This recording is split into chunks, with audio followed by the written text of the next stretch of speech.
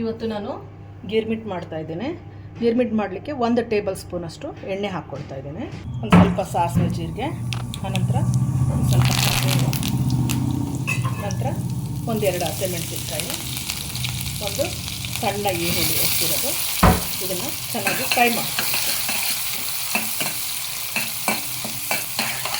ಸ್ವಲ್ಪ 1/4 ಟೀ ಸ್ಪೂನಷ್ಟು ಅರಿಶಿನ, 1/4 ಟೀ ಸ್ಪೂನಷ್ಟು ಜೀರಿಗೆ ಪುಡಿ, ಆನಂತರ 4 ಅಂದರೆ 1 ಟೀ ಸ್ಪೂನಷ್ಟು ಕಡಲೆ ಹಿಟ್ಟು, ಅಂದರೆ ಇದು 1/4 ಟೀ ಸ್ಪೂನ್ ಚಮಚ ಇದು. ಅದರಿಂದ ಇದನ್ನು ಹಾಕ್ಕೊಂಡು ನಂತರ ಒಂದು ಸಣ್ಣ ಟೊಮೊಟೊ,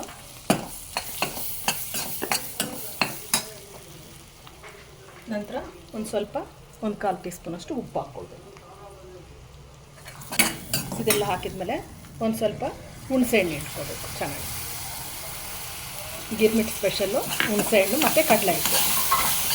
ಇದನ್ನು ಚೆನ್ನಾಗಿ 1 ನಿಮಿಷ ಅಥವಾ 2 ನಿಮಿಷ ಫ್ರೈ ಮಾಡ್ತೀನಿ.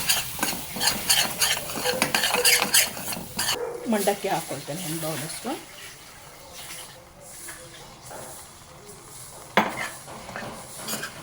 ಚೆನ್ನಾಗಿ ಕಲಿಸ್ಕೊಳ್ತೀನಿ. ಈಗ ಇದು ಗಿರ್ಮಿಟ್ಟು ರೆಡಿಯಾಗಿದೆ. ನಾನು ಮಂಡಕ್ಕಿಯನ್ನು ಓವೆನಲ್ಲಿ ಬಿಸಿ ಮಾಡ್ಕೊಂಡ್ರಿಂದ ಗರಿ ಗರಿಯಾಗೇ ಇದೆ ಇದು. ಸೊ ಗಿರ್ಮಿಟ್ಟು ರೆಡಿಯಾಗಿದೆ. ಈಗ ಗಿರ್ಮಿಟ್ಟು ರೆಡಿಯಾಗಿದೆ. ನೀವು ಮನೆಯಲ್ಲಿ ಒಮ್ಮೆ ಇದೇ ಥರನಾಗಿ ಗಿರ್ಮಿಟ್ಟನ್ನು ಮಾಡಿ ಟೇಸ್ಟ್ ಮಾಡಿ ನೋಡಿ, ಲೈಕ್ ಮಾಡಿ, ಶೇರ್ ಮಾಡಿ. ಬಾಯ್. Thank you.